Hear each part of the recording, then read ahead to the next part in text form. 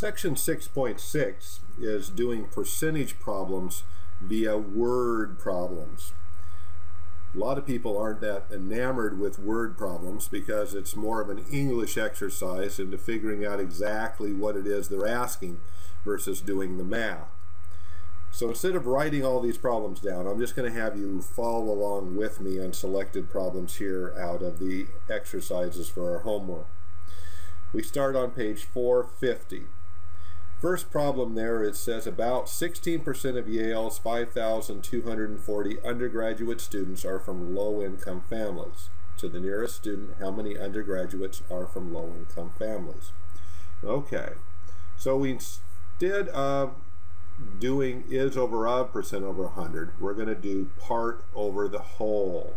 Same type of deal. For word problems, we're going to use part over the whole. So we should put that into our notes. So it's part over the whole, percent over 100. So it says about 16% of Yale's 5,240 undergrad students. Percents are always going to go over that 100. Remember, they're not going to give you that 100. So percents always going to go over. So there's the 16. So we know where that goes. Of Yale's 5,240 undergraduate students. That's the whole number. So the 5,240 is going to be the whole. So it's going to be on the bottom. And we're looking for the parts as to the nearest how many undergraduate students are from low-income families.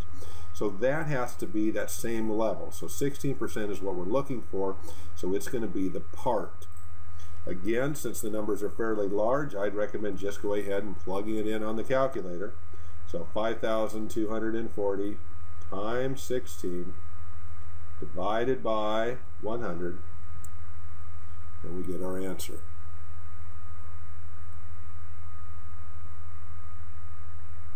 Okay.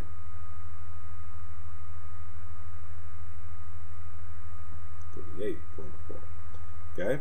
Now, it says rounded to the nearest student. Okay, we don't have 0.4 of a student here. So 4 is going to round down, correct? So 838 would be our answer. Okay. Let's look at the next problem here. How about number 5? It said Alexa answered 27 problems correctly on a 34 problem test. What is her percent score to the nearest whole number? Okay, so part out of the whole. Remember, they don't give you the 100. So 27 problems correct, so that's the part. 34 is going to be the whole or the total. Okay, we're looking for the percent. So we're going to cross multiply and divide.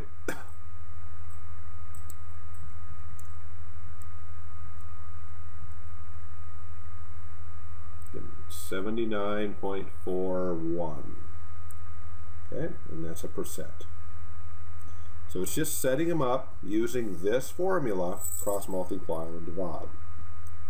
Let's do one that's a little bit different setup. Number 9 says in preparing a mixture of concrete, Debbie uses 300 pounds of gravel, okay, 100 pounds of cement, and 200 pounds of sand. What percentage of the mixture is sand? Okay, so we're looking for the part that's sand and we want a percent. So in our setup here, again, put the 100 in first. We're looking for the percent of sand. And so sand is the part, right? So it's 200. But what's the total? Well, we have to add it all up in order to find that. So we have 300, 100, and 200 is 600. And we're looking for that percent. So again, we're going to cross multiply and divide. So 200 times 100 equals, divided by, right, the odd guy out, okay, 33, and 3333 is really a third as a repeating fraction, so it's 33 1/3%. Number 10 is slightly different. Let's take a look at that one. It says Kmart advertises children's t-shirts regularly $7.99 for $5. So the information is $7.99. They're on sale for $5. What percent off is this rounded to the nearest whole percent? Okay, they're now at 5. They were at $7.99. So the total is $7.99. Okay, but that has to go with the 100. That's all of it. We're looking for the percent. But what is the discount? How much did you save? Well, in order to find that out, you have to subtract those two. So if we subtract 5 from $7.99, we saved $2.99. Now we have it set up. We have 3 of our numbers here. So we take 2.99 times 100 equals, divided by 7.99. We get 37.42. Okay, and it told us that we said round to the nearest whole percent. So here's the whole percent in the ones, right? So 7 and the 1 behind. 74 is going to round, right, down. Okay, so that's going to give us an answer of 37%. Okay, just kind of go slow and easy on these and you'll be just fine. Okay, the second skill that they're listing in Objective 2 has to do with percent of increase or decrease. And it's a slightly different formula. Again, I've simplified this formula. Is over of, percent over 100, part over the whole. We're just working with that, percent over 100. Now this third formula in this series is difference over the original amount. Okay, so let's see how that looks. Let's take a look at problem 31. Problem 31 says that we start with 345 and our new amount is 415. So it's what is the difference between those two? Remember, the difference is a subtraction problem. So if we subtract 345 from 415, the difference then is 70. And that's going to go over the original amount. So where did it start? 345. Okay, their other half of their formula is looking for a percent.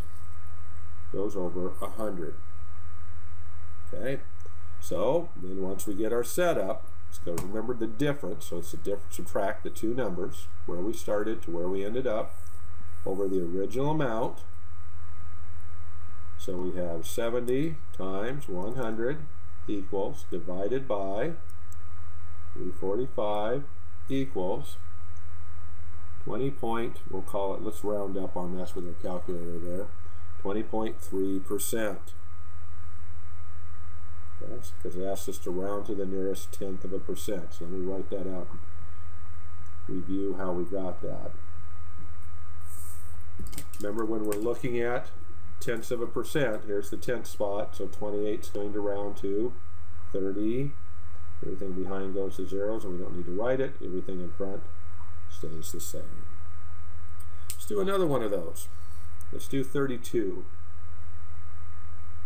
Our original amount was $12.75. Our new amount is $10.95. So when we're setting up our problem here, the difference between those, where it started to where it ended up, this is a decrease. This was an increase. It went up, right? This is going down. So this is a decrease. Doesn't matter, it's still the difference. So this is a decrease. Then if we subtract these two numbers, we're going to get 180. That's going to go over the original amount again. Always where we start, and we're still looking for a percent. So go back to our calculator. So we have 180 times 100 equals, divided by 1275. We would get 141176. And then we're going to round to the nearest tenth of a percent, remember. So 11 is going to round to, correct, 10. We would have 14.1. Okay, but what if they didn't give us the new amount? We had to figure that out, as in problem number 33.